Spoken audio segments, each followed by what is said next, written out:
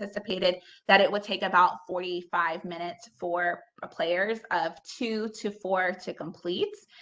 So the first thing that you'll see on the box was kind of our rules that kind of situate everything.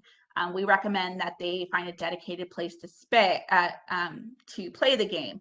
We recommend that they take stock of what they had through the inventory card, to look at each page of the lib guide carefully. So we kind of gave them some overview of what to expect with this start here area.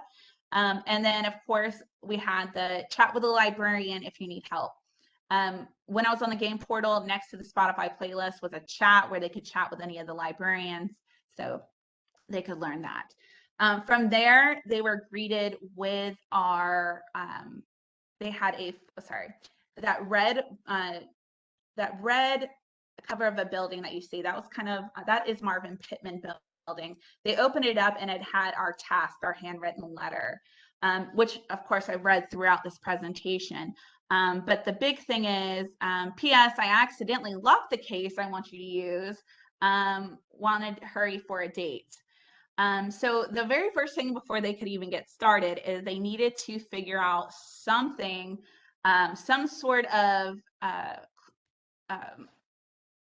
what's the word I'm looking at? They needed to figure out how to open the box. So all they had to open the box was this letter and the rule sheet. So very quickly, can anyone guess what that opening lock might be?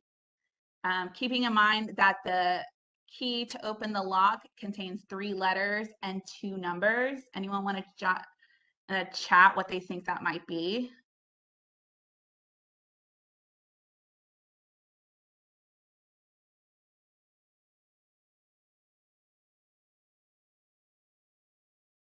So funny enough, we observed about 4 or 5 games. We're getting close.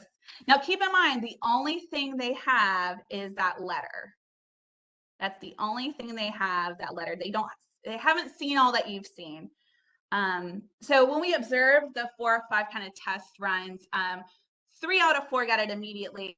And our other group, which happened to be a group of librarian faculty, it took them a long time. So it just goes to show, like, some people are going to get these. So the opening lock, again, is just October 21. If you see in the top right, it says 10/21. And again, that was just supposed to be kind of a giveaway, so that they can kind of get used to the idea of lock mechanisms. So kind of like my colleagues, it took my colleagues a bit while. So once they open the box, they'll have oh, by the way, the letter also has the word date italicized. Yeah, so they'll also have the inventory card so they can take stock of what is actually in the box. And this is what they would see when they open the box. So a combination of, yes, go Eagles, a combination of those physical items, paper items, and then that locked case. From there, they would solve individual puzzles using the physical materials, but also using the digital clues provided on the platform. After they solved each of those 6 puzzles that correspond with the different buildings around Sweetheart Circle, they would be given a single clue. The single clue would either say 1951, February 17, Georgian, and it basically indicated to them that they needed to identify the particular newspaper issue that corresponded with all those clues. So these newspaper issues were given to them in the flash drive, which was in the locked box. And then they use that particular newspaper issue to solve this question. Who captured the first photo of Grandma Lana and Grandpa Johnny? It was Clifton. That revealed a cipher, which they could translate the final one. And once they translated it, they were able to solve the actual puzzle. Okay. So again, final touches before we executed the game. Because we only had 10 kits, we actually cataloged the game kits with the help of our collection services team. And we cataloged them like course reserve items. So students could go to the desk, ask for one of the games and check it out for 2-hour periods, which more or less enforced, but 2 hours is more than enough time to key in the game. And then they could return them at the desk. The only thing my staff had to do is every morning we would check to see if the games had been checked out, and then we kind of had a cheat sheet for how to reset it.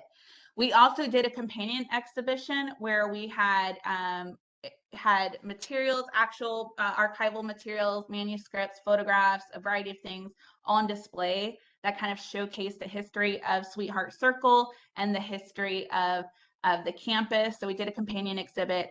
And then we had kind of a strategic marketing campaign. So we marketed this through our library liaison program and through the library's website and social media. We used that kind of that image of the Marvin Pittman building throughout some of our marketing campaigns. In all, 21 kits were checked out in the 3 weeks that we had them open. So if we anticipate that a game takes anywhere between 2 to 4 players to play, I would say probably most likely we had 63 participants playing the actual activity. So not as clear as with our physical games, but we'll talk about pros and cons in just a minute. 100% of the people that responded to our post-game assessment responded that they hoped that the GS libraries and special collections would continue to offer the educational experience. 92% of them were successfully able to identify at least 2 or more primary sources in the game. And 52% of the participants were actually able to successfully complete the game. So as confusing as it may sound in a presentation environment, that's actually 12% higher than our face-to-face game. So some pros and cons of using a semi-virtual program. With pros, we found that we are more able to secure a variety of archival and primary source materials. So we weren't creating surrogates and creating replicas. We weren't hindered because we can always just put them on the virtual platform if we needed. Play was not dependent on predetermined times or registration. So they can check out a game whenever the library was open. And at that time, we were open until 2 a.m. So if they wanted to play a game at 1 a.m. in the morning, they could. It allowed them to be safe and socially distant. So they could play by themselves or they could play with a small group that they felt safe with. So kind of thus ensuring that we were protecting them as much as possible rather than locking them in a room, or quote unquote, locking them in a room of 10 or more people. We found that this game, while we could certainly improve this, we found it was more accessible than our face-to-face game. So with things like alt tags, we felt that the game was accessible, particularly those who had visual differences, rather than our face-to-face game, which might pose some accessibility concerns for those. We always made our patrons aware that if they had accessibility concerns to let us know and we would accommodate them. But whether a student is going to elect to share that with us, we don't know. But we found that this semi-virtual format was a little bit more accessible. It also saved on staff time. With a face-to-face game, you are talking about at least a minimum of 2 hours per game that a staff person has to be dedicated. They have to be the game master. They have to wrap up with the assessment. They have to reset the actual game. And usually we had to have a minimum of 2 staff there for each game. That's a considerable amount of staff time. And this greatly reduced that because all we had to do is reset. And it was a lot cheaper. So we're talking about roughly up to like $34 for a box kit. And we certainly could have gone cheaper if we wanted to, but that was much cheaper than our physical game, which was about, I think, $700 all said and done. Some cons of using the semi-virtual format: it was a bit more difficult to secure faculty buy-in. With our face-to-face game, they were willing to jump in and actually go through the game. Staff were really reluctant to use both platforms, the digital and the physical. It might have been a case of, this is during the pandemic. We also found that participants were reluctant to complete the assessments, simply because if they've completed the game, they've shared their name, or they've completed the game, they've shared their name for the prize. Why do they want to complete the assessment, right? So we found that far fewer people actually completed that, whereas in the face-to-face, we made them. There was minimum physicality, and we did have some comments. We always ask for constructive feedback, and a few felt that it needed a bit more of a linear structure since we were asking them to go back and forth between physical and virtual. But that is a feedback that wasn't shared by all. And then very quickly, I know we're kind of wrapping up on time. I want to leave time for questions. When we're considering our 2022 program, we are currently actually working back on a face-to-face game, and we hope to be in a partnership with our Botanic Gardens. But the face-to-face game will involve virtual game clues based off some of the more successful puzzles of Sweetheart. So we will have some kind of virtual component where they're using LibGuides and Google Forms. And then the mini, we will actually have a mini semi-virtual game as giveaways near our corresponding exhibit to replicate the semi-virtual format.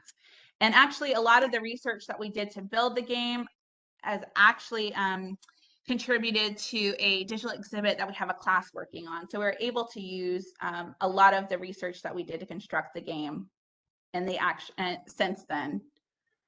Okay. So that was quite a bit. And again, I noticed throughout the chat that there were some concerns about not being able to see the content. So I will be sharing my slides later. I apologize for that. I had to switch to a different computer at the last minute, and I'm not as familiar with this PC. So I'm going to stop sharing right now and see if you guys have any questions for me.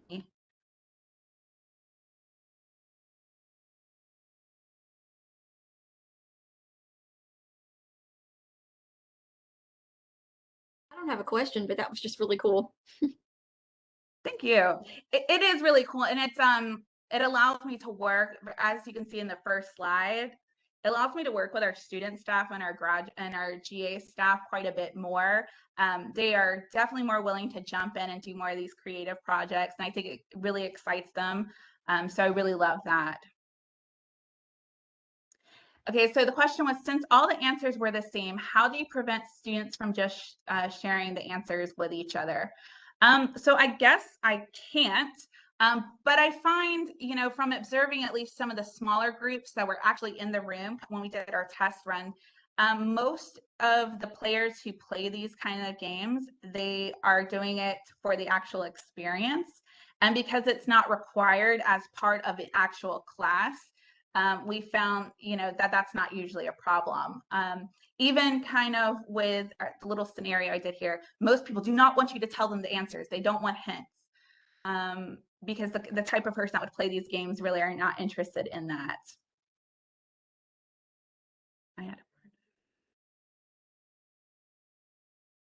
Yeah, so one of the things I share, I kind of quickly through, I do have a list of references, and again, I'll share my slides later. So I have given presentations on this with a physical game, and then I have found a variety of special collections and cultural heritage sites that have also done either physical or completely virtual games. So I'll be happy to share that too. Yeah, as Greg Johnson said, the same way you don't give away the Wordle, like you can easily Google what the day is Wordle, but the type of person who's playing Wordle is not going to cheat.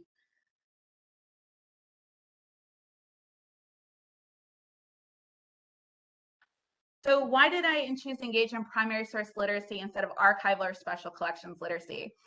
Well, if I'm to be honest, I did primary source literacy and using the guidelines from SAA are how we did our first game. And our first game was really targeted towards a variety of disciplines. We were really trying to reach out to our STEM and the natural sciences, and using language like primary source literacy for our faculty, I thought would be a way to engage them and kind of grab faculty buy-in.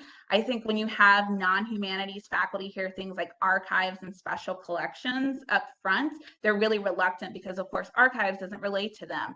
But I find that term primary source is a little bit well received by different disciplines. And yes, we've, depending on who we're articulating our games to, a lot of these things overlap. So we've also defined these in terms of the primary source guidelines, but we also defined our gameplay through ACRL, the framework. So it's just a matter of kind of cultivating the language. The primary source guidelines is just what we've used to kind of build our game, but certainly a lot of these literacies apply to any of the game components. Do I think this could work in a public library archives? Absolutely. I think when you're talking about an area where you don't have a designated space, a semi-virtual format is best for that. Often I find, at least in the public library, we don't have those small spaces that are just free to use for long periods of time. Because of course, creating a physical game, escape game, you have to have a period of months where you're building and you're playing and then you're taking down. So a semi-virtual environment is definitely a good compromise to that. And again, I think having materials that you can check out can encourage people to actually physically visit you in your library. Thank you, Leon. Oh, that's a good question. So Jennifer asked, did you say most of these are done on phones or tablets? So shamelessly, we actually did, we took for granted that we assumed that most people would have a desktop, but thankfully, using the LibGuides platform, if you guys use it at your institution, it's kind of, it's built in structures of boxes. So it's really kind of optimized for mobile interface already, as long as you don't do too much manipulation of image sizes and galleries, that it's easily viewable in the mobile interface. So some of our widgets might get a little clunky, but we always had those at the bottom. So most of our students that we observed playing were using their phones, and it didn't impact their ability to complete the game.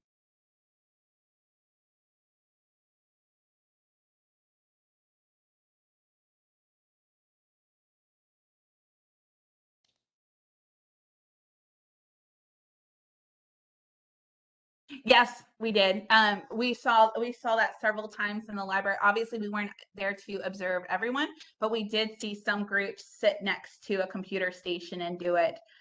They also had their phones up. One of the more common scenarios would be that all the players participating had a device and or a laptop handy.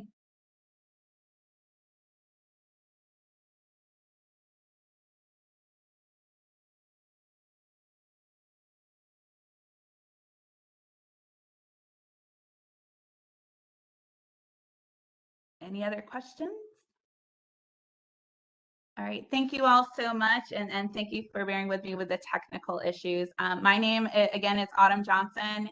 You can email me at autumnjohnson, one word, at georgiasouthern.edu, and I'd be happy to share any of our templates, images, or anything, and you can simply duplicate at your own institution if you're interested. Thank you so much, Autumn. That really was awesome. All right. That was our last presentation. Hard to believe. We will reconvene at 2:15 for our board meeting and closing remarks. So we'll see you back here in about 25 minutes.